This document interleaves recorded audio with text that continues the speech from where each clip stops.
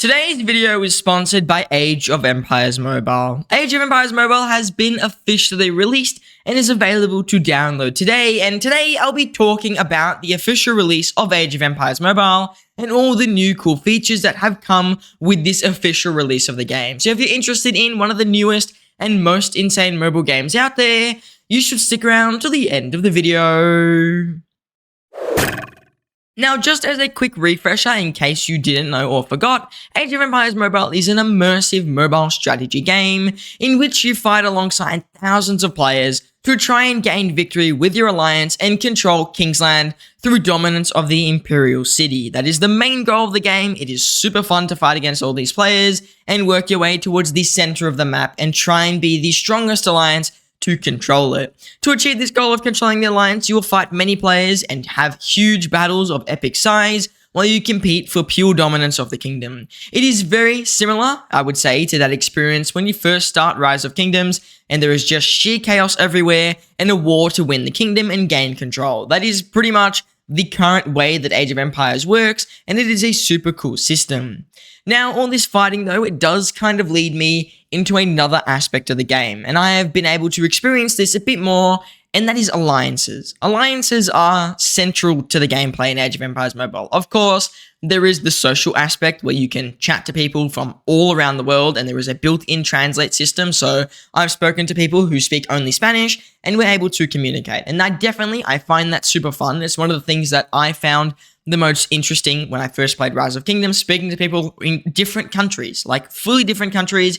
It is super cool. And there is obviously other gameplay aspects of being in an alliance. I personally love the social part the most. I think without the social part, any of these mobile games would be boring, but Age of Empires Mobile does do that social part really well, and there is a good balance. Also, built-in Discord support for all your alliances. There's a link and it comes up with it, so you can click a little Discord button and it opens it right up. I definitely do like that aspect. On top of this, being in an alliance is where the majority of your fighting is going to occur, because your alliance will build territory, usually I would say, towards the Imperial City. You build flags and you build forts. They're going to be the main two things you look at, and then you're going to destroy the territory of enemy alliances who are obviously trying to do the same thing. They're trying to fight to get that Imperial City. You are fighting to build up your alliance fortresses, build up your flags, and again, reach the Imperial City and take it over.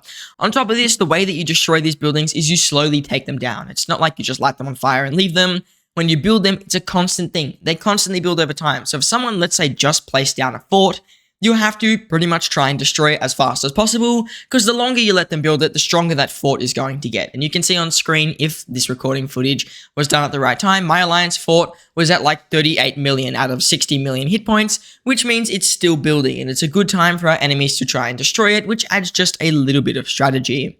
Now, this territory building and this fighting, it's really the brunt of the combat, and it functions similar to Rise of Kingdoms in that manner, where it's a lot of territory fighting, it's a lot of fighting over flags and area, and often there's small back and forth battles over this one small bit, and then if you get that small part of the map, you just fully win the battle. So it's definitely quite interesting there. It's very, very similar to Rise of Kingdoms in the way that territory fighting works. The actual fighting itself feels very different, at least compared to Rise of Kingdoms, but this territory and the bid to try and control certain parts of the map is really similar. Besides the PvP aspect though, alliances also give free gifts whenever members kill tribes, and also purchase bundles. So you're going to get free presents from that just by pretty much being in an alliance. So when people spend money, you get free stuff, and when people play the game, you also get free stuff. So really nice thing there. Everyone likes to get free things even when they're offline, and alliances do this. On top of that aspect though, alliances have technology buffs for your troops and gathering speed to allow you to collect resources and develop your city faster. So these buffs are always really good. I'd say they're probably more of an early game thing. Of course, I'm still in the early game, so I don't fully know how the end game is going to work, but this is definitely one of those stronger early game aspects, and it is very nice to be in an alliance, just to have A, stronger troops, and also B, have more resources and develop your city quicker.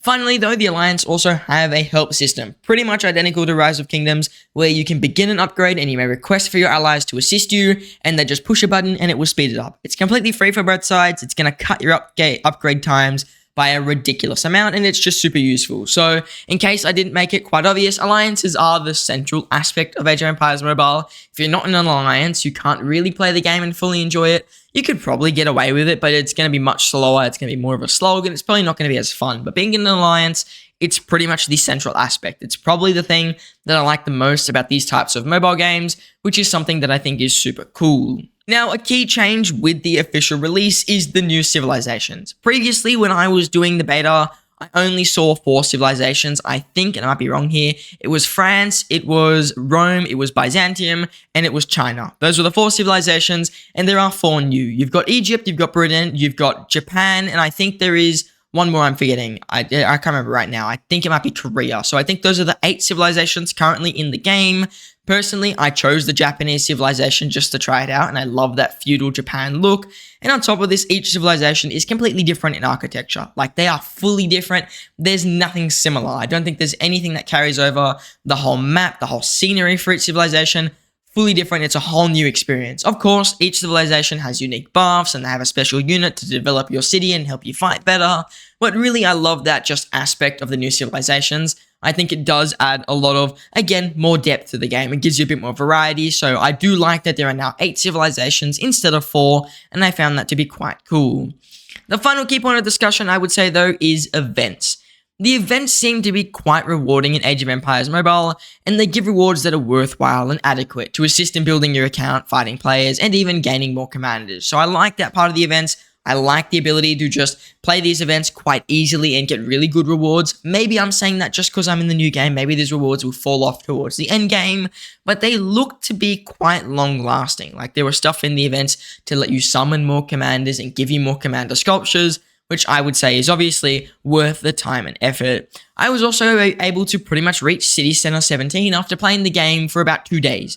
Granted, I did have a lot of playtime and I did spend a bit of money, but I would say it's definitely achievable to reach Max City Hall quite fast. It's super fun to do, and it's not like a really, really long 2-year thing to build your city up. You'll probably get it done, from what I could tell from what I've done. Maybe within 6 months, you'd have a fully max city, and then you can just fully focus on developing your commanders and smashing your enemies. So I think that is definitely, again, a really nice aspect. The resources they give you are more than adequate.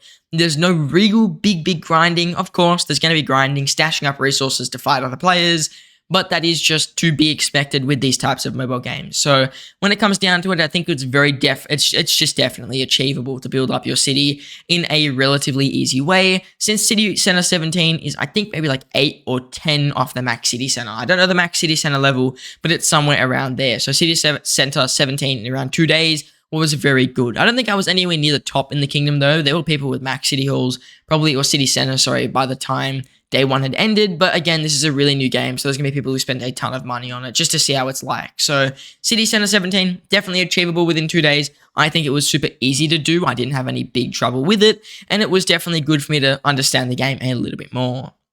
These events also, though, do have 2 forms. There's the regular and special events. So the events I was talking about before that give you the rewards, regular events, they're going to occur commonly. They will still have very nice rewards, but they're not going to have the best rewards in the game. But special events, they're often seasonal, they're a bit more rare, and they give the better rewards. Sometimes they come only after an update or when your kingdom is first starting, but overall, I think that it is really cool that the way these special events work. It's just going to give you much better rewards at certain times of the year. It is, again, very similar to Rise of Kingdoms in that way, where the events, some of them give really good rewards and they're a bit more rare, and some of them not as good rewards, but they're very common and they'll be coming around probably once every week or so. So those events, they're good and they still give good rewards, but you're looking at those special events and those rare events where you're going to get some of the best stuff in the game. So overall, I have enjoyed my time playing Age of Empires Mobile. I like the new stuff on the official release, the civilizations. I like being able to properly use alliances, and also the events, being able to properly play these events, because I don't think the beta had events, or maybe I just missed them.